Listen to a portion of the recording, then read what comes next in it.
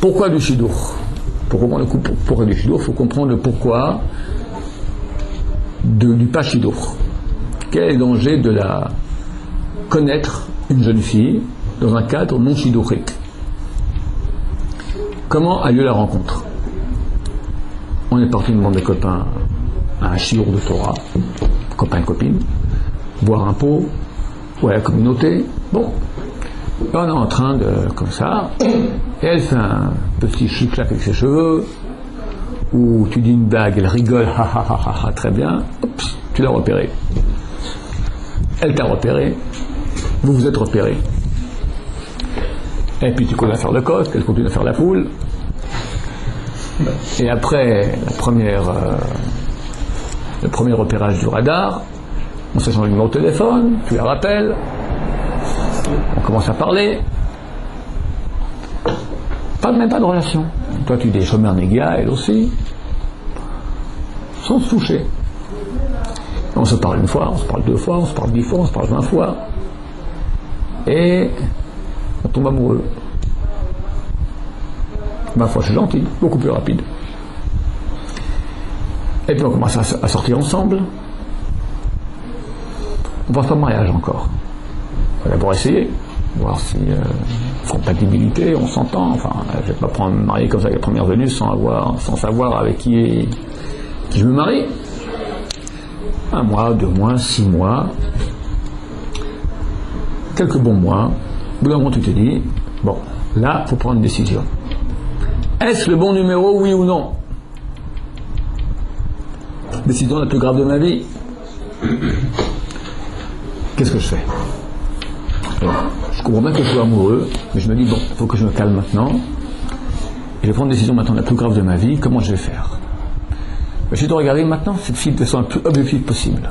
Je la connais bien maintenant. Il y a des qualités indéniables, mais aussi des défauts indéniables aussi. Alors qu'est-ce que je fais? J'y vais ou j'y vais pas? Dans une infinité de cas, et combien j'en ai vu qui sont passés comme ça, il voit les défauts. Mais il est amoureux. Dire non, il peut plus. Il peut plus. Il est complètement amoureux. Si c'est pas la question maintenant c'est elle ou pas elle, ça veut dire qu'il est déjà bien dedans. C'est quand est-ce que tu t'es réveillé, pauvre type? Quand tu es déjà complètement amoureux. Là, tu te poses la question si c'est elle ou pas. Tu commences à faire maintenant une analyse objective. Ça ne peut pas être objectif. Forcément, Chazal nous dit, si tu donnes 1 centime à un juge, tu ne peux plus juger maintenant. Parce que déjà, son corps penche plus. Toi, tu te juges maintenant sur toi-même et tu es complètement amoureux. C'est pas 1 centime, c'est des millions là qui sont du côté oui, c'est elle. Ne dis pas Dieu non plus, donc tu vois qu'il y a des défauts. Alors qu'est-ce que tu fais? Alors nous sommes fantastiques, nous êtres humains. On va commencer à arrondir les angles. Ce défaut, bon, ça va, on pourra arranger. Je vais en parler, on va parler avec elle, ça va, elle est consciente, elle va travailler là-dessus. Alors tu commences les qualités à les grandir. Tac, tac, tac, tac, tac.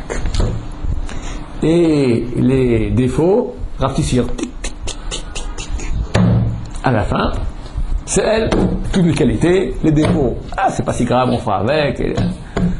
Mazal Tov, on se marie. Qu'est-ce qu'il y a après le mariage? 2-3 mois après le mariage.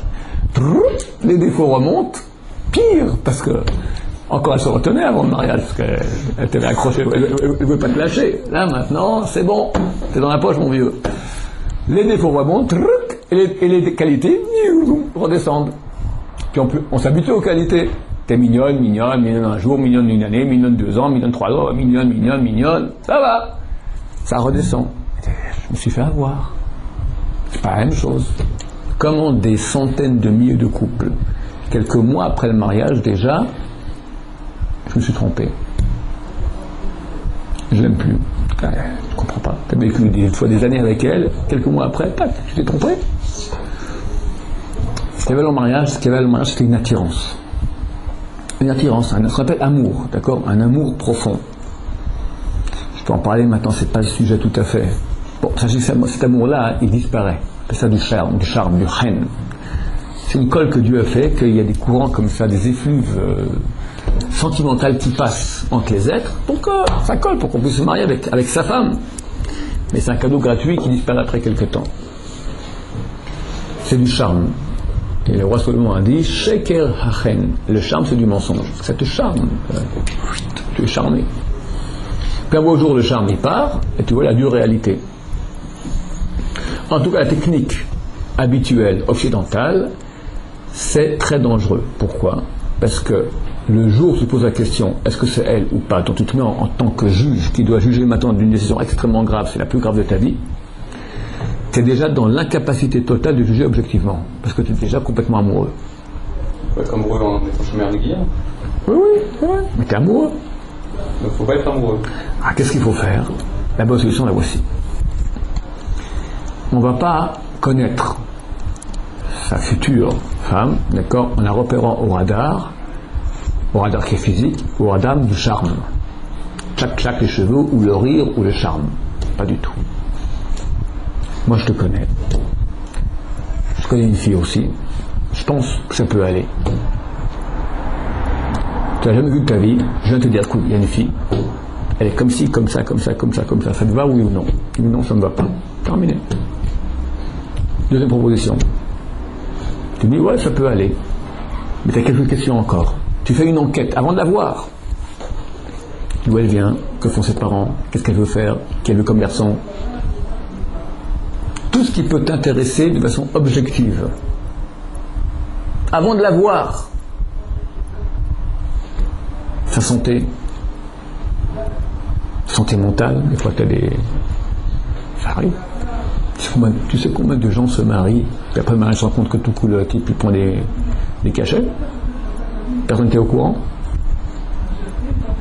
Tu sais combien il y en a comme ça? Quand elle est enceinte, la bonne femme se rend compte que son mari prend des cachets. Trop tard, Balthazar. Tu fais une enquête. Après, première rencontre. Rencontre sympathique. Mais on sait pourquoi on est là. On n'est pas là pour se draguer. On n'est pas là pour se charmer. On est là pour parler très clairement. But, mariage. Donc je veux dire qui je suis, ce que je veux. Me faire connaître. Et je veux te connaître à toi. Qui tu es, ce que tu veux. Alors c'est une ambiance sympathique, c'est pas un interrogatoire du FBI. Mais on sait pourquoi on est là. Donc toute la partie charmante, toute la partie amoureuse, elle est absente. Et tu es là pour analyser de façon la plus objective. Ce que tu peux analyser, on ne peut pas tout analyser. On peut analyser 5% de l'autre. Mais ces 5%, ils sont essentiels. Après une fois, tu dis c'est pas ça. Ok. Deuxième solution, la seule qui est intelligente, c'est pas dire après une fois c'est elle. Non, ça c'est idiot. Après une fois on dit pas c'est elle. Tu dis je ne sais pas. Deuxième rencontre. Tu commences à connaître un peu plus. Deux solutions. Tu dis c'est pas ça. Tu dis je ne sais pas. 4, 5, 6, 7. Au bout de 5-6 fois, au niveau des choses que tu dois savoir, tu sais déjà tout. Tu sais parler 5 fois 2 heures, 10 heures. Tu connais bien la personne. Des choses que tu peux connaître. Fond de caractère, tu ne peux pas savoir complètement, mais tu perçois de qui il s'agit. Bon, et tu vois qu'au niveau des conditions qu'il te faut objectivement pour te marier, tout est bon. Elle te va, tout ce qu'il faut. Mais il n'y a pas d'amour. Qu'est-ce qu'on fait? On attend. 7e rencontre, 8e rencontre. Si au bout de grosso modo 8 rencontres, comme ça l'expérience a montré, ça peut changer chez les gens, un peu plus, un peu moins, il n'y a toujours rien. Tu vois que tout va très bien, puis très bien, mais il n'y a rien. On arrête. C'est pas le bon numéro.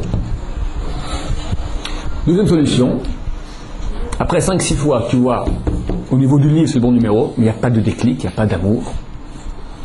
Et quand c'est le bon numéro, qu'est-ce qui se passe? Durant la 7e, 8e, 9e fois, tout à coup, bizarrement, magiquement, irrationnellement, déclic.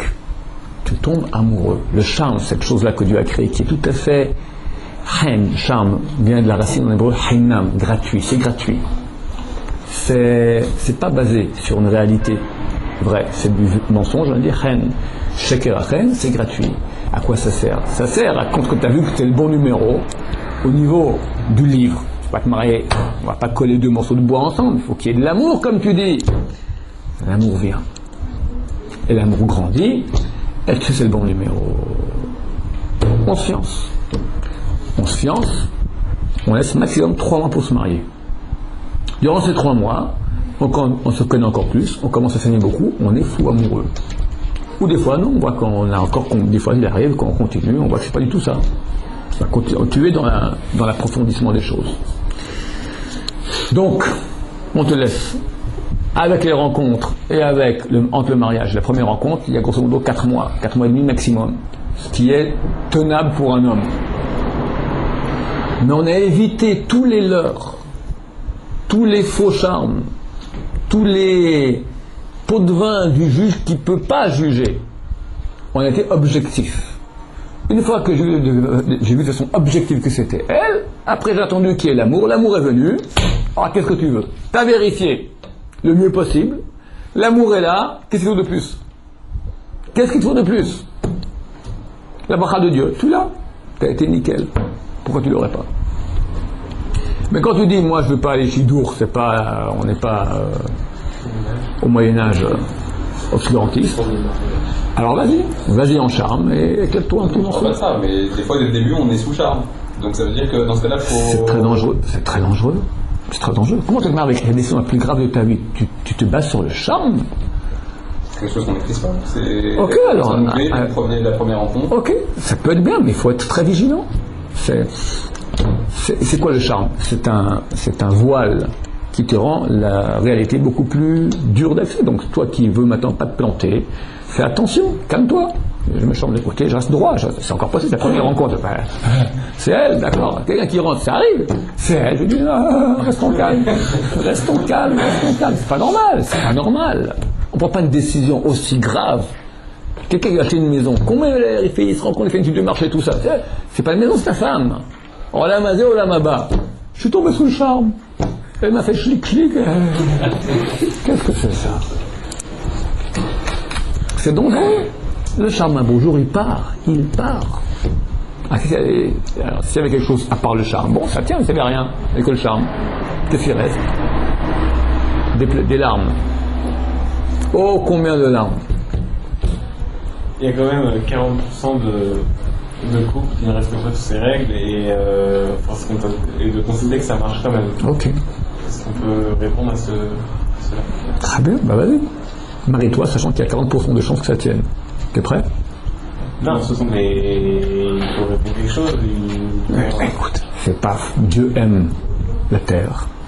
Et Dieu fait en sorte que pas tout le monde s'éclate en petits morceaux. Pas tout le monde. Aujourd'hui, c'est vrai. Tu sais, il y a eu un sondage ici en Israël, très secret. Ils ont pris un échantillonnage de la population, 1000 maris. On leur a demandé très secrètement, est-ce que vous seriez d'accord de changer de femme? Sans tous les problèmes que ça octroie, d'avocat, divorce, machin. Tu vas dormir avec ta femme numéro 1, tu te lèves le matin, c'est numéro 2 qui est dans le lit. Une deuxième. 40% des maris ont répondu oui. Et ceux qui ont fait le sondage ont dit que les 60% qui n'ont pas répondu oui, qui ont répondu non, pas parce qu'ils sont forcément heureux avec leur femme. Le genre de réponse est du genre, ma femme c'est un malheur. Bon, moi je sais à quoi à m'en tenir. Qu'est-ce qu'il y aura à la place, numéro 2? Qui sera pire que le numéro 1? Je serais pas. Ma femme, ça tient la route plus ou moins. C'est un peu carotant, mais bon, on tiendra encore 50 ans. Qu'est-ce qu'il y aura à la place? La réalité dont tu parles, les 40% qui marchent. Moi je parle maintenant d'un couple qui s'adore, d'un amour flamboyant, se renforçant, d'une complicité, d'une unité qui va en grandissant sans cesse. Ça peut exister hors de la Torah, mais très très très peu. Le pourquoi, c'est un autre sujet. C'est un cours sur l'amour qu'on pourra en parler à l'occasion. Merci de votre attention.